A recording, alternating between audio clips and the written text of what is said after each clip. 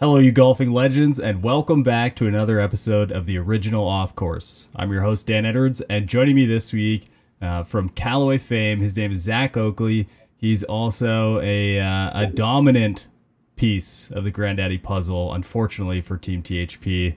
Either way, Mr. Zack Oakley, welcome back. Hey, thanks, Dan. Appreciate it. This is actually the second time we recorded this intro, so it probably wasn't as good this time. Thanks a lot, whoever came to ring my doorbell and ruin the good times. But either way, I'm excited to have you on today because you have a huge new product you're about to release. I assume at the time of this recording going live, it will have been released. And yeah, it's the new Apex irons. Are you pumped or what? Yeah, Dan. Shoot, it's been 3.5 years since we had kind of that core Apex line. Apex 21, spring of 21 was when that launched. So we are very pumped to get the new latest and greatest, and really kind of I'd say it's more of a revolution of the Apex line, kind of a new step in the journey. So we're pretty excited for everyone to see it. So new look, new ideas. But Apex has a long history, not just from this series of lines that's lasted, I think, around a decade now. But, obviously it has a storied past. So I think I really want to kick it off with what I would believe to be the most challenging question as it relates to how these have evolved in the last 10 years. And that is, where has Callaway sort of gone from that, and how proud are you guys of what has changed since the original Apex, at least in this stint of them? Yeah, I think, you go back, you're right. It's been 10 years since the original Apex launch back in 2014.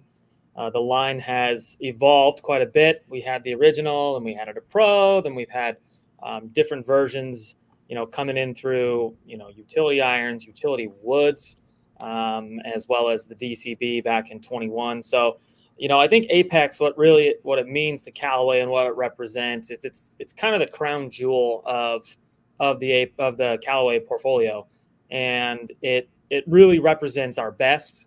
It's our top of the line flagship product. That when you have an Apex product, that it's going to perform. It's going to have all of the best technologies that Callaway has to offer.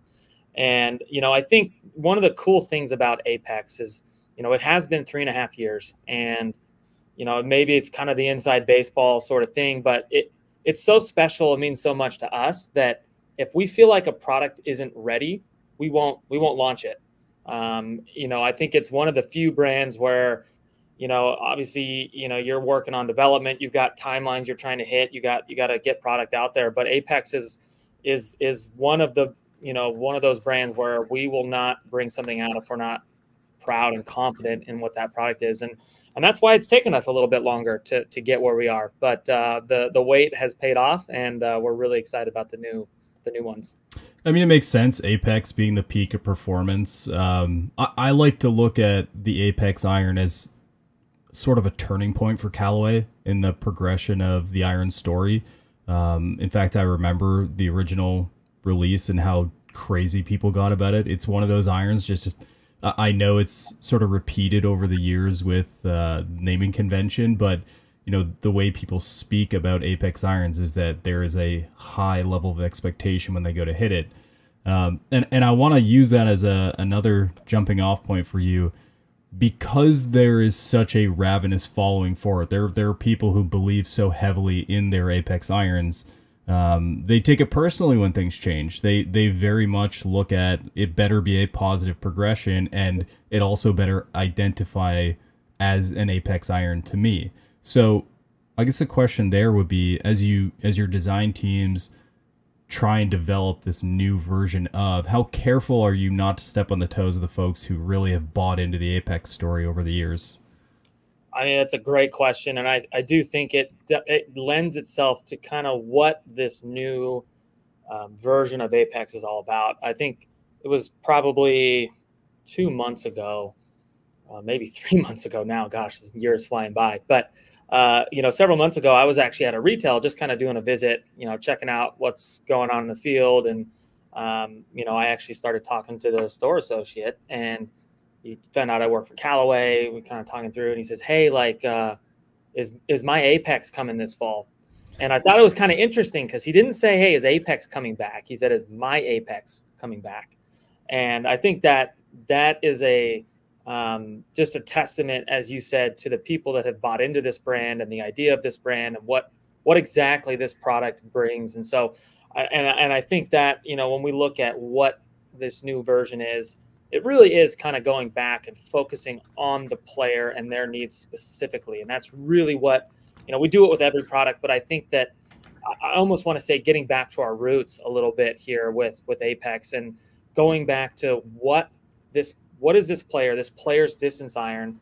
And by the way, Apex was kind of the iron that started that. I mean, you look at the category 10 years ago, there wasn't really anything that was kind of the game improvement technologies in a player's friendly type shape.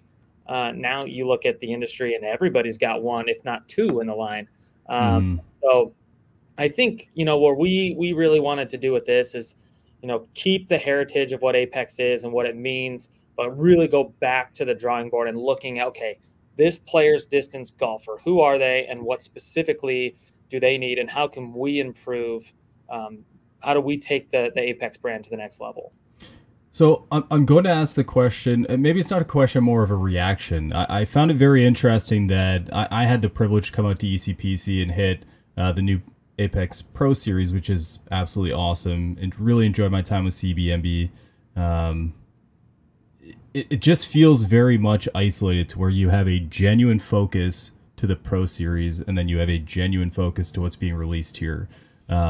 Is this an opportunity to say that you are really focusing on certain elements that support certain styles of players, and that you want to share the naming convention while also really supporting the benefits of each style of iron?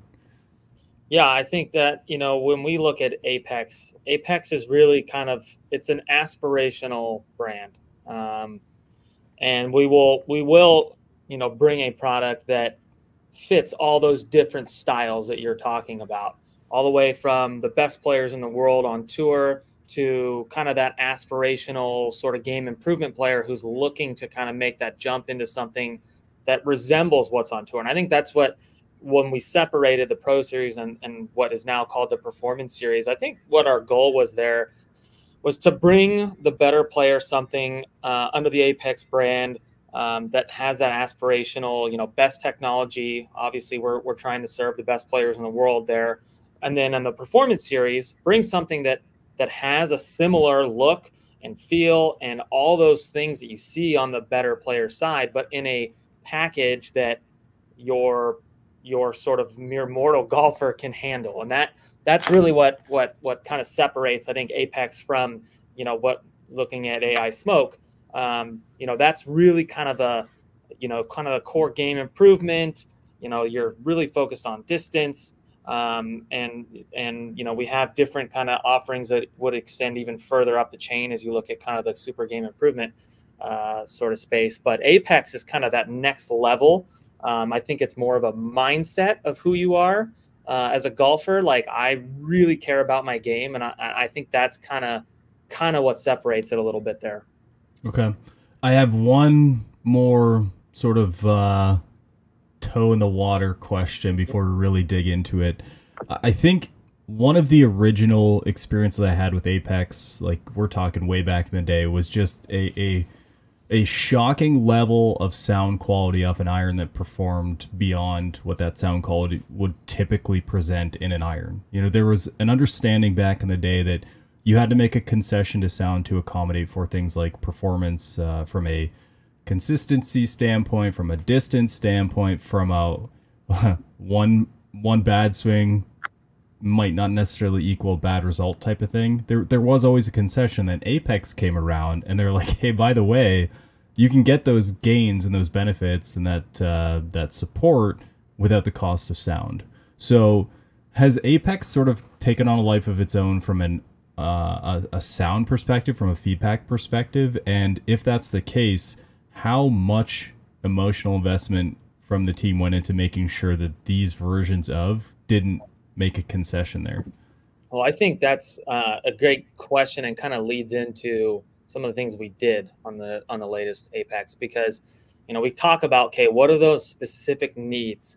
What are those things that this player type's looking for? And I think I think it's kind of important to kind of distinguish who they are first. So on one side, you've got maybe someone who's an accomplished player, someone who's discerning. They've got a full-time job. They got kids. They don't practice as much. That CB iron is starting to not work out as much anymore. So they're looking for something that has the sound and the look that they're used to, but in a more forgiving sort of style and package. On the other side, you've got someone who's maybe earlier in their golfing journey, someone who's coming from an AI Smoke product, or a Rogue ST Max or something like that, where they're looking to kind of make that jump. And so when we look at kind of where Apex has gone, we know that feel is really important. And, one of the key pillars of this new version, this new line, is an elevated look and feel, because we know that those are two, as I think you use the word emotional type of experiences that you have with our product. So the way it looks on the shelf, the way it looks in the bag, the way it looks when you set it down, those are really important things. You want to have pride in what the product is that you're playing. And then the sound is another huge one, in terms of the way it feels as it goes through the turf, the way it sounds as the ball strikes the face. And so we spent a lot of time, and really one of the core stories and upgrades to this new Apex is this forged body, forged face construction. It would probably be a surprise to most people to hear that if I don't even know if there is a game or a player's distance iron in the market right now that has a forged face and forged body. Most of them are a forged face with a cast body, and that includes Paradigm. That includes products that we've released in the past as well. The reason people do this, one, there's a cost implication, right? Forging is expensive, and two, especially when you're looking at the body, it's really hard to generate a ton of ball speed if you have a softer material that is kind of that stable base. So that's one of the things that took us a while to figure out, is how do we get that forged construction, both the face and the body, and still deliver Callaway speed and distance. What I'll say is that when you hit these, when you hear these, the sound is immensely better and softer than Apex 21. I think it's one of the first things you'll notice, as I said, when you hit this product for the first time, is that the sound and feel are much improved versus last couple iterations. I want to continue that component of it, because I know you get a lot of tour feedback on many of your products, and I assume it's no different here. We do like to laugh at some of the commercials that exist in the world where the professional golfers hitting the latest and greatest flagship name iron, where that's the only time they'll ever hit it, and it's crazy. But it's not necessarily that question, but it's more like, do you get this type of product in the hand of your tour professionals and ask them their feedback on things like sound, performance, presentation overall? The tour testing component for something like this Apex, the AI 200 and AI 300, as they're now called, there's certainly, we're using our tour staff. So down at the ECPC, the guys that are fitting the tour pros, they will definitely be involved in a lot of that process in terms of sound and feel and turf interaction. There's not as much of a tour testing component. It's not like we're going to go have Xander hit these and be like, what is your feedback? His feedback, it might be useful, but it might also not be exactly what we're looking for, right? Because he's looking for something very specific. We will do some testing with players that we think might be a good fit for it. So, for example, Rose Zhang, she used to play Apex 21, and so we've had her hit them. We got her feedback.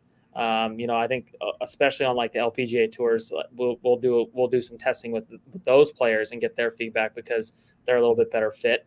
But I think it's important when, as you said, we're doing this. I think obviously we have a world-class R&D team. We've got a lot of great fitters. There's a lot of people with a lot of experience that have worked in and around the tour players, but it's not as important as making sure the product is right for who we're actually making it for. Perfect.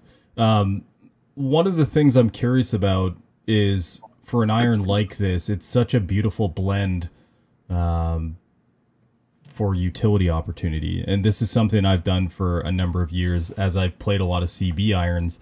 I've tend to lean on a more forgiving or more distance enhancing iron in, let's say, the 4 or 3 iron. Are you seeing any type of feedback there where people are saying, like, I'm really interested in this club at that part of my bag?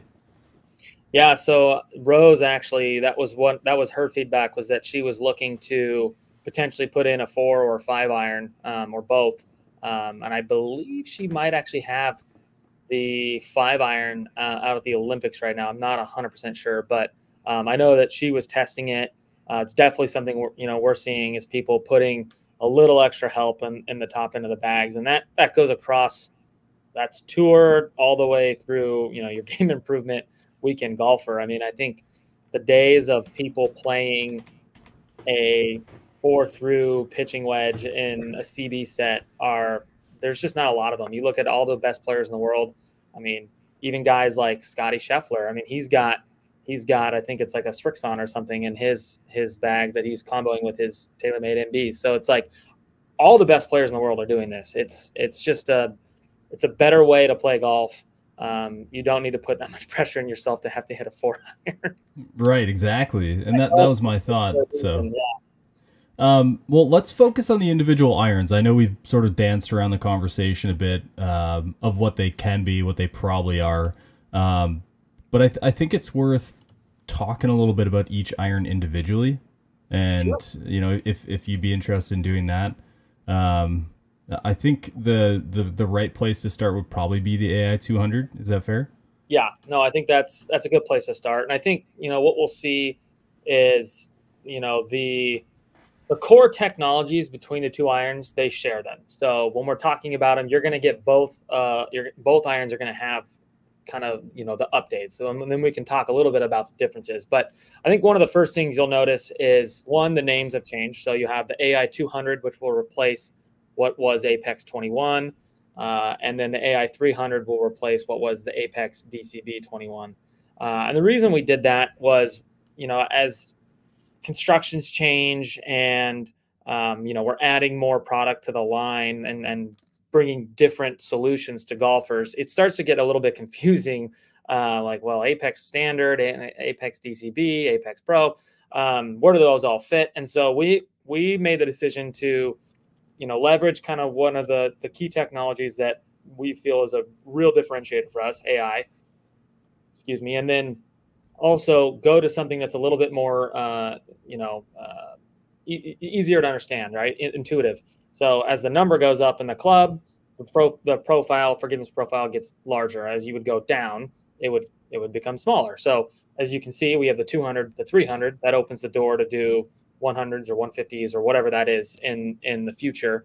And it would be pretty intuitive where those go in the line. So that's the first thing. The second thing you'll see is, we got them on the screen right now, just how beautiful they look. And I talked about how elevated look and feel was a big part of this. We've had a pretty similar design language for almost every single Apex launch, kind of that trapezoid sort of, medallion in the back. And we wanted to kind of move away from that. We still wanted it to look beautiful and have kind of share some of the things that Apex has. So you'll see the weights have come in from the Pro Series. Those are now in the latest Apex. But we really wanted to modernize the look. So have a nice, clean, hollow body construction here. Really kind of resembles a blade with a little bit of forgiveness almost. But that's a real big departure. The AI 200 compared to the last Apex, it's going to be a little bit smaller in profile, so a little bit less offset, a little thinner top line. Still going to have the performance. If you're coming from an old Apex, whether that's 19 or 21 or one of the earlier ones, you're still going to see something that you're like, okay, this is familiar, but just some really refined, nuanced changes to shape and just profile overall. Visually, they look awesome. I've been obsessed with the weight in the back ever since X-Forge CB, which I still maintain is probably one of the greatest irons I've ever played for an extended period of time. Yep. How much did that matter in the design process? How important was that to continue that presentation for you guys? I mean, it's a big deal when you're starting to work through kind of the CAD and ID process to know whether you're going to have the weight or not, because it changes drastically. So that was upfront a decision we made. We're like, hey, we want to continue this theme. It's one, it kind of links back to the Pro Series. So even though they're going to be different platforms, there's a shared sort of brand cohesion there.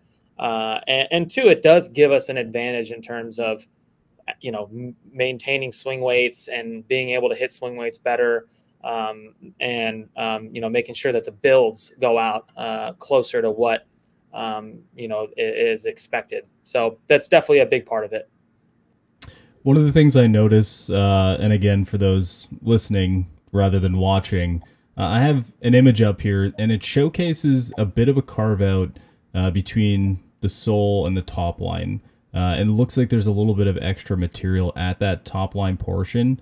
Is that more of a visual thing, or is that intended to support weight location?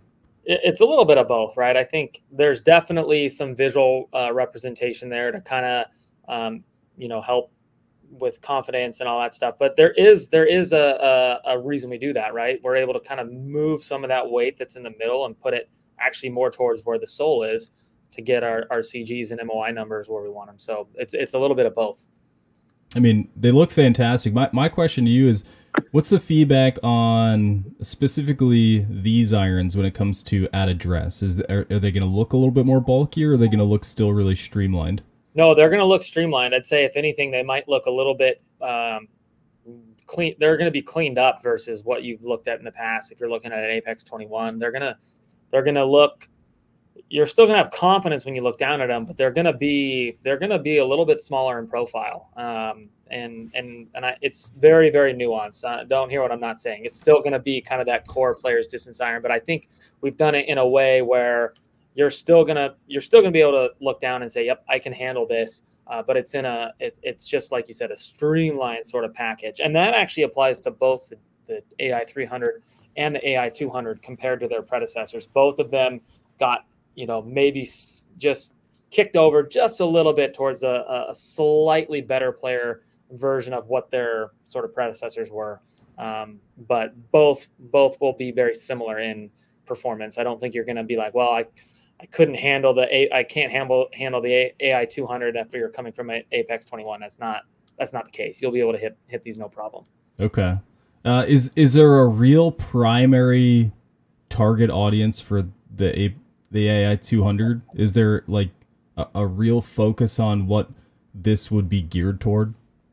Yeah, I mean, I think, you know, the perfect person I could use to describe who this is for is someone like Jason Finley.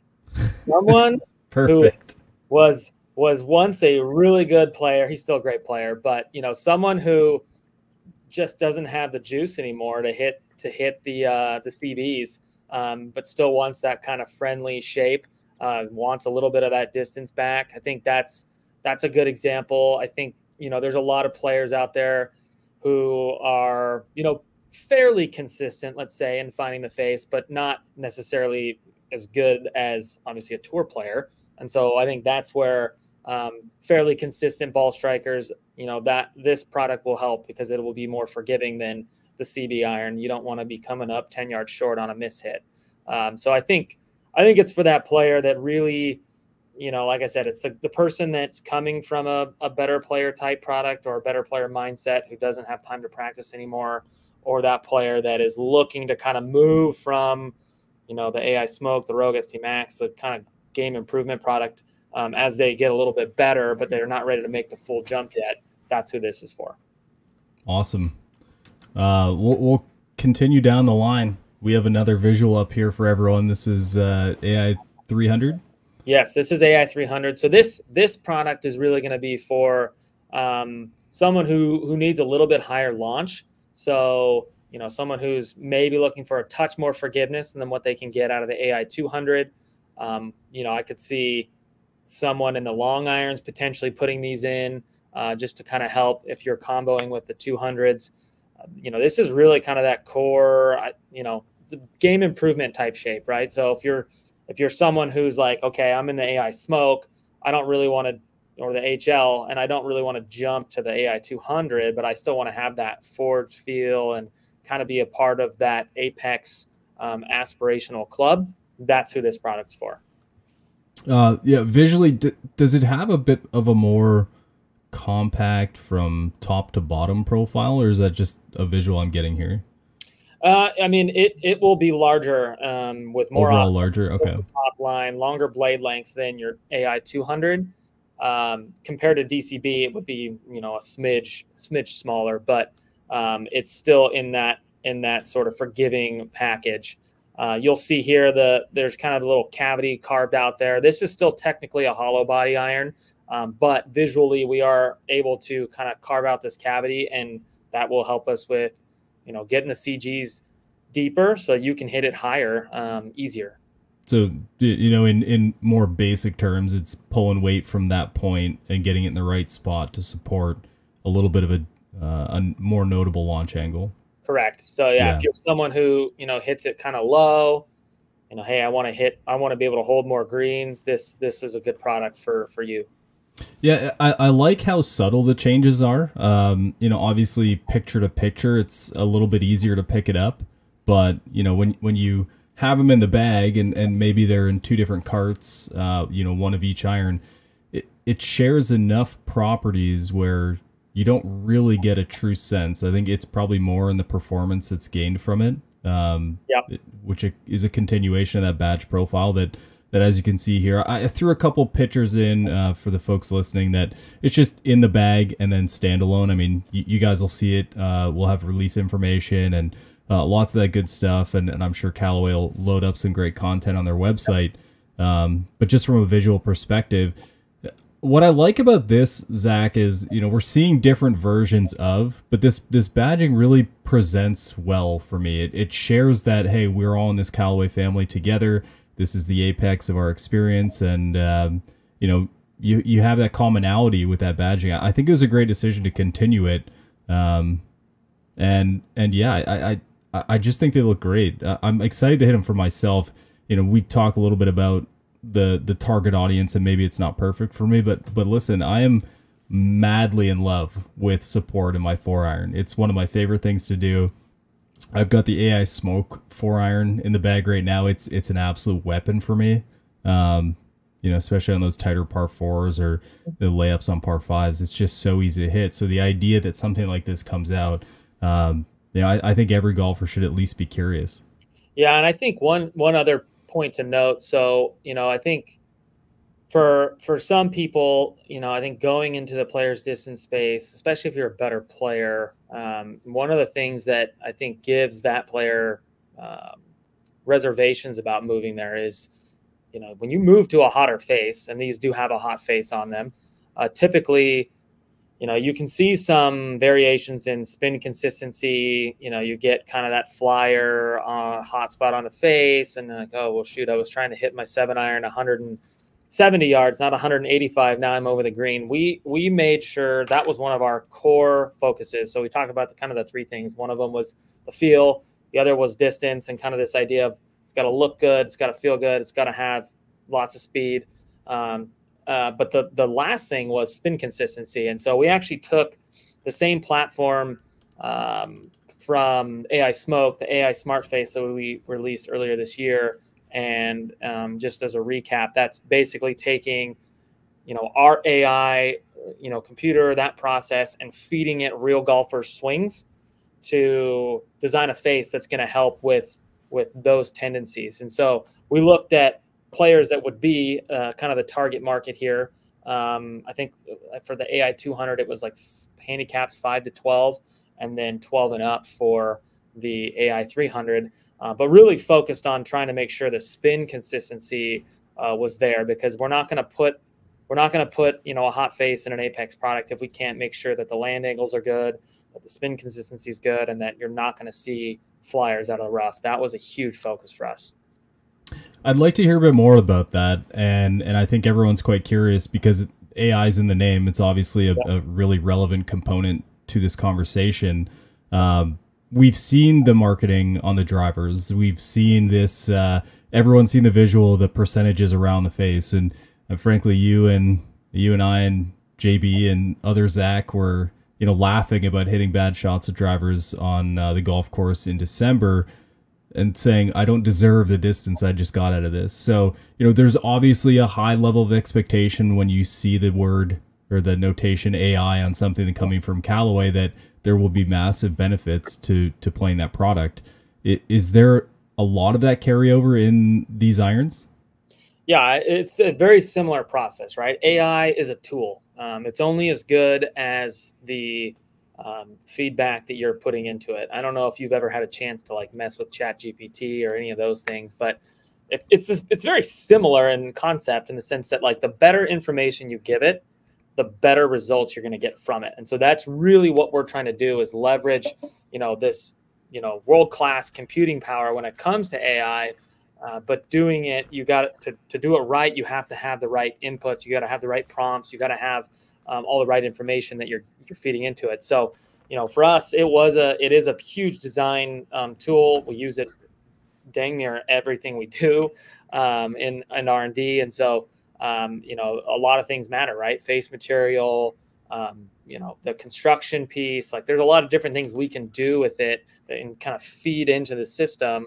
And it will give us that specific face of like, okay, we know this player, from the swings that we've seen, we know that this player delivers a golf club this way. And they, typically struggle with, let's say it's a toe miss in this little section. We can make a face design that's going to help you add spin, take spin off, help launch, all those different things to kind of, I guess, mitigate the miss that you would experience. And that's really one of the things that we think is it's not going away. AI's, it's here to stay, not just at Callaway, but in the world. And so I think we feel really confident in our design process, and it allows us to do different things, not just in irons, but across the different product lines. You can kind of get away from maybe some of the traditional norms that you would use in golf club design because you have this tool on the face that no one else has. So it's pretty interesting. More to come on that in the future, but it's exciting. So this AI thing, and I want to go back a little bit on the data capture because I thought that was an interesting point you made. We are sort of at the precipice of a mountain of data being collected from a golf perspective and really incorporating that into design. You have fittings, you track data points, you have, hundreds of thousands or millions of ball strikes with your products. Is all of that incorporated into this discussion? So it's not necessarily like hypotheticals where you just type into the iron Byron, go an over the top move with, toe center strikes. I think that's a misnomer that a lot of people don't recognize, that it goes so much deeper than that now in design. Yeah, no, I mean, it literally is like we have, a bunch of fitters across the country. We have a bunch of people coming in and doing testing at the ECPC. And we're actually using those swings. Dave Neville likes to talk about, his swing was used to make the AI 200. So, and that's like not a joke. Like his swing was one of the ones that was captured, right? And so it's a real thing. And we are segmenting the data based on, the different handicaps, different swing speeds, all the things, right? And you can look at it and splice it different ways. And, we have a lot of engineers that are a lot smarter than me that do that. But it's definitely not just let's click a button and see what happens. It's a real data that's being put into the computer and just basically iterating faster, right? I mean, that's really what it is. It's giving us kind of the optimization that, maybe humans could do it, but it would, you wouldn't see another iron for 30 years. And by then you'd be behind the 8 ball, right? So this is just speeding up our process to make to give optimal performance.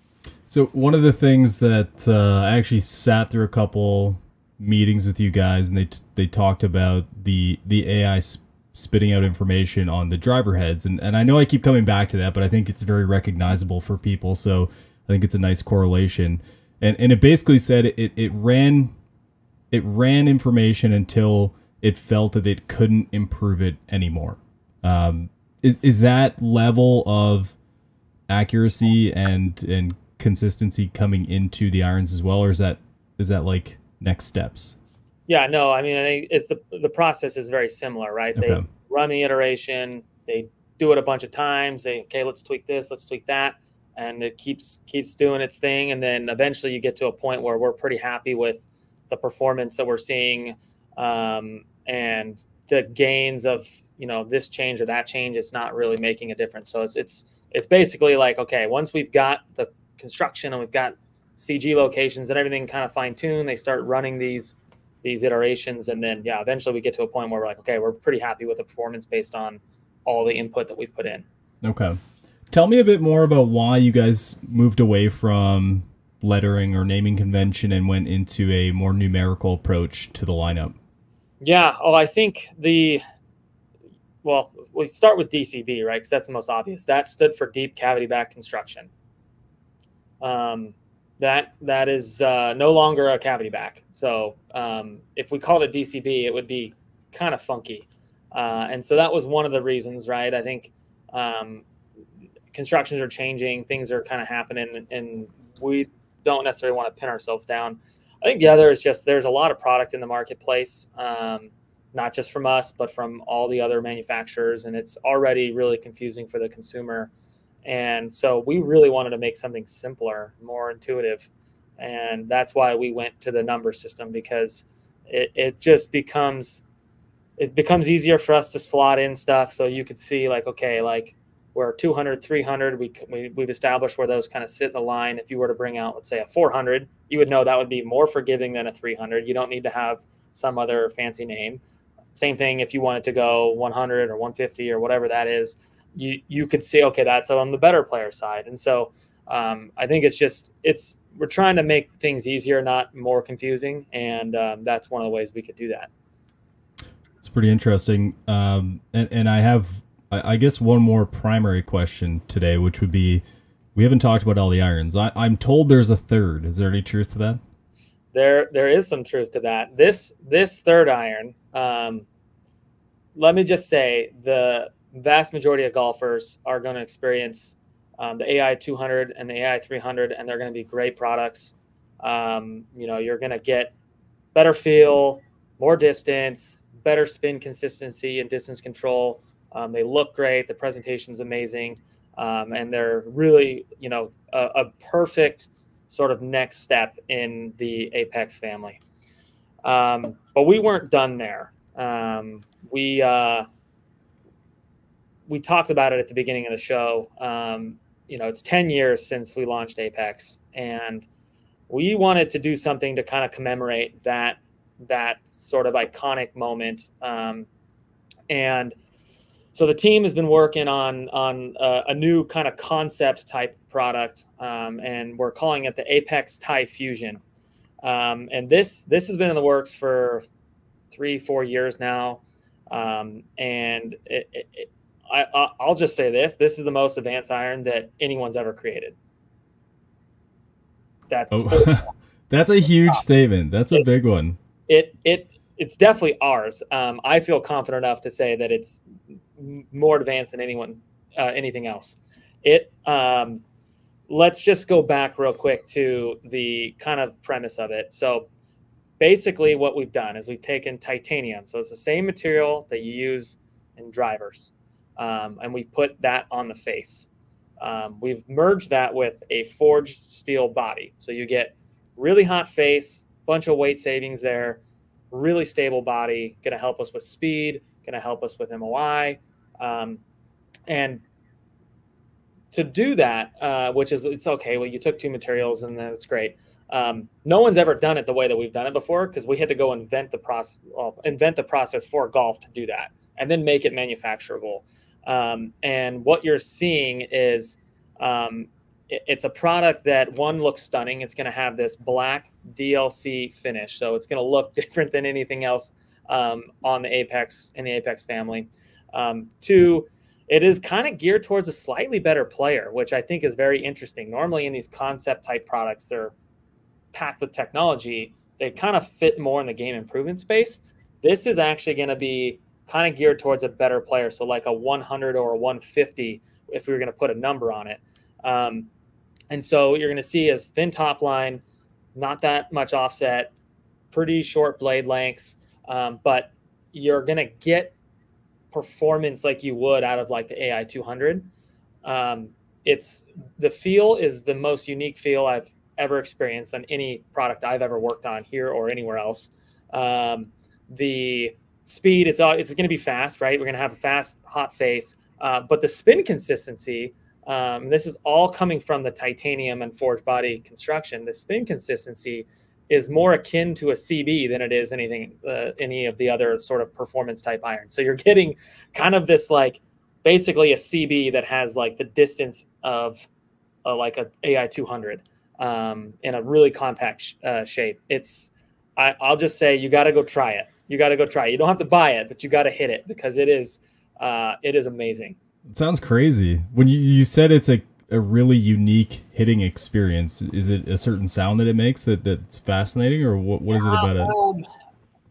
I haven't found the right term for it yet, Dan. I've been all over the country with various customers and sales teams and whatnot, kind of, showing the product and getting it out there. And the first thing that happens, so I give the presentation and I say, this is the most advanced iron ever created. And people go, okay, yeah. I say that every year, blah, blah, blah. Yeah, I know.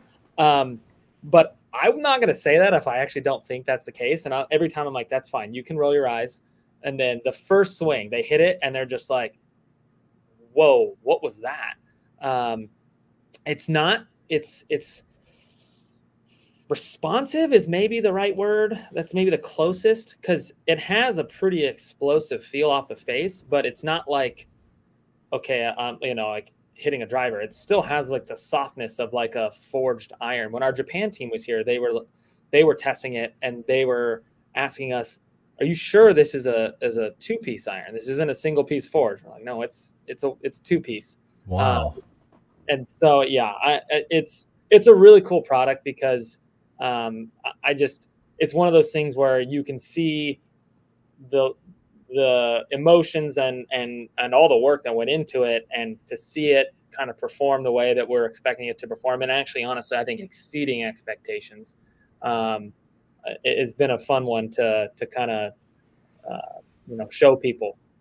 Yeah, the concept of concept irons, as I brutalize the term, is really interesting to me, because you're taking a risk on something that people are not familiar with, and it can either crash and burn or be a wild success. And respectfully, I assume that comes with an extra cost, and when you're working with either fancy materials or new construction, that it does add a little bit to it. But what is it like? I'm going to back up a little bit.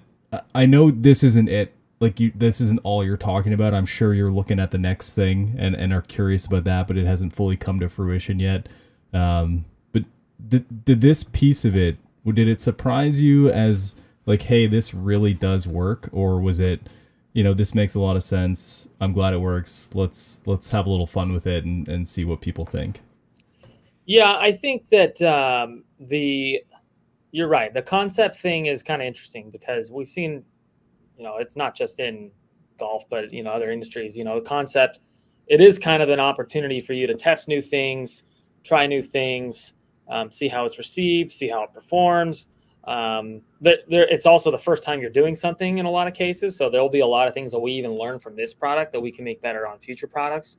But I think where, sometimes a lot of it can be, I think in the industry is just in general, I think we talk to ourselves a lot, right? Like we use big fancy terms like MOI and CG and all these things. And sometimes you can talk to yourself even on some of the concept stuff where you might be really excited about something, but maybe the consumer is like, okay, well, that's cool. But right. I don't really know what's the hubbub's all about. And I think what's really cool about this product is that even if you don't understand how any of it works, it's just a really fun one to hit. And to see the technology working the way that we say it should be working. And I still think there was a lot of things that our R&D team was a little surprised at when prototypes came in and they were hitting it and they're testing it and they're like, wow, this is really good.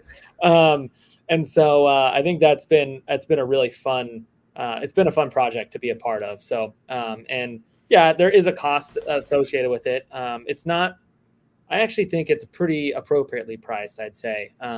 It's got more technology. It's got, I mean, the look on it is badass. I don't know if I can say that, but. Oh, you can definitely say that. Yeah. I mean, it looks awesome. That's the first thing that people say is like, whoa, this thing looks like just so cool. But it's just kind of that for that golfer that's like, hey, I'm a performance enthusiast. So maybe a lot of the THPers out there, looking to, it's not, we'll just say the pricing. So it's $200 a stick for the AI 200, AI 300, which puts you at a $1,400 set for a 7-piece set of steel irons, right? These will be $300 a stick, so they'll be $2,100. And what I think is really cool is that sometimes, like we were saying, you get these cool, maybe more expensive products, and yeah, they're fine. Is it worth the extra $700 or whatever? Maybe it is to you, maybe it's not. But I think that this is the product where, like, I'm so confident because I've seen people hit it that you're gonna be like, oh, even if you're like on the fence about it, it's so good that I'm not worried about it. Well, so, let me put it this way. I think it's wonderful that companies are willing to put out concept products. We've seen it numerous times in the industry in the past, and the idea of people being upset about price or being upset about availability. My perspective has always been, I'm glad it's there, even if it's not something I'm willing to pay for or it's not something I can get my hands on. I'm glad it's there because the opportunity to try it and see what could be coming down the pipe. Because I think what a lot of people don't realize, and this is like other industries, car industry is a really good example. Most of the time, it's like, how much can we push the limits? Because in 2 years, they will be within sight. And the opportunity for you guys to do that and not just have a tour player hit it or someone from R&D hit it, that you give us the chance to hit it, us mere mortals that aren't getting paid to design things. I think it's a really cool thing. No, and that's exactly what that concept product, where that fits in the line. One, it's a cool show of innovation. We can do some cool stuff, but it is kind of a proving ground for future products, right? I mean, eventually, like I said, this is the first time anyone's ever done it this way. So we're going to get better at it. We're going to find ways to reduce our costs, and it's just development 101, right? Over time, you're going to get better at it, and things will become less of a challenge in terms of how hard something is to manufacture, and so yeah, eventually we'll be able to that would be the idea, is that you could bring that into more your core Apex line or something like that, right? So it's a fun product. We didn't spend a ton of time talking about it. It's definitely it's kind of on its own little island over here, but we're just, in general, we're very excited about the entire Apex family we have coming. Well, I think the show is a necessary connection between the Apex past and what we'll see with this release. I take it very seriously when there are products that have continuation over time, giving the opportunity for people to speak to why the change was needed, what about this maintains the presentation that people know and love. And when it comes to Apex, I think that's one of those irons that has truly withstood the test of time from a popularity standpoint. I assume that, maybe not this show, but the actual thread on it when we drop the information to THPers will more than likely be one of the most active threads that exist on the site. So, the opportunity to connect with you and give you the room to explain what's going on here, I think it should provide a lot of confidence and excitement for folks on THP, but I think it also gives a nice blueprint to expectations. Being that Pro is now sort of focused here, and we have these 2 iterations here, I'm gonna cross to the other side to hit the long irons, because I absolutely am obsessed with that supportive 4-iron profile, and I'm listen, if AI smoke into it, I know I'm gonna hit something in this lineup and just freak about it Hopefully it's not the titanium one, the Thai Fusion one, but we'll see. I was going to say, you're coming from, you said X-Forge CB. I don't know. The Thai one's going to be right up your alley. Here it goes. Here it goes. Any final thoughts today, Zach, other than go out and hit it?